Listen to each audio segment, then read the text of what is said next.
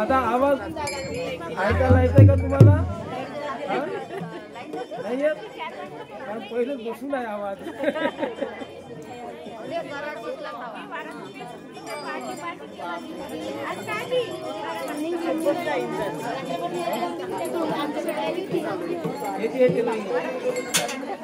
Phone लावा phone.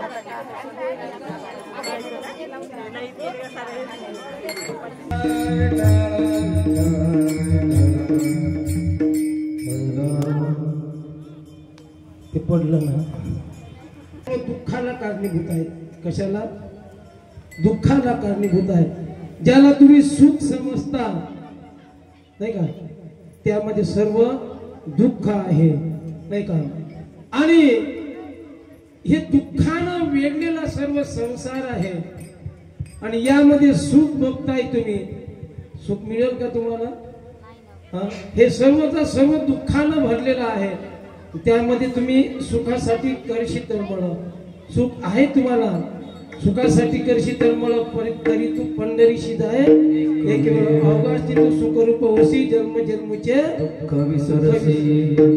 तिथं आहे ना, सुख आहे संसारामध्ये. पण संसारातून जेव्हा परमार्थात जाईल तेव्हा सुख आहे. आणि जोपर्यंत संसारामध्येच आहे नाही का, तोपर्यंत सुख नाही. सुख नाही कुठे आली या संसारात. या संसारामध्ये सुख कुठेच नाही. का? काय इकडून तिकडून तुम्हाला इंगळ डंक मारत आहे नाही का. इंगळीने तुम्हाला इकडून तिकडून डंक मारत आहे. तर संसारात सुख शोधायचं असेल तर परमार्थात मंदिरात जायचं, शिवजीच्या मंदिरात जायचं. तिथं सुख आहे. एकांतामध्ये जा, त्याच्यामध्ये सुख आहे. पण तुम्हाला त्याच्यात दिसत नाही. तुम्हाला नुसतं घर आणि आपले मुलं बाळ, घर आणि मुलं बाळ, त्याला तर देव दिसणारच नाही, कालही भेटणार नाही. विठ्ठल विठ्ठल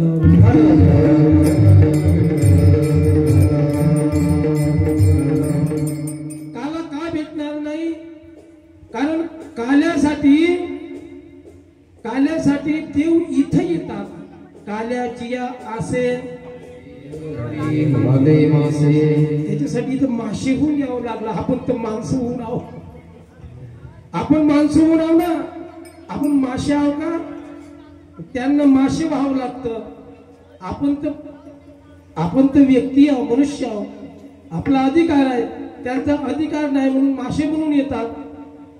अधिकार असताना सुद्धा नाही का, काला घेण्यासाठी आपला इथं अधिकार असताना पण तो आपण विसरून गेलो. तुकोबा महाराज पहिल्या चरणामध्ये म्हणतात, काल्याच्या बाबतीत पहिल्या चरणामध्ये महाराज म्हणतात,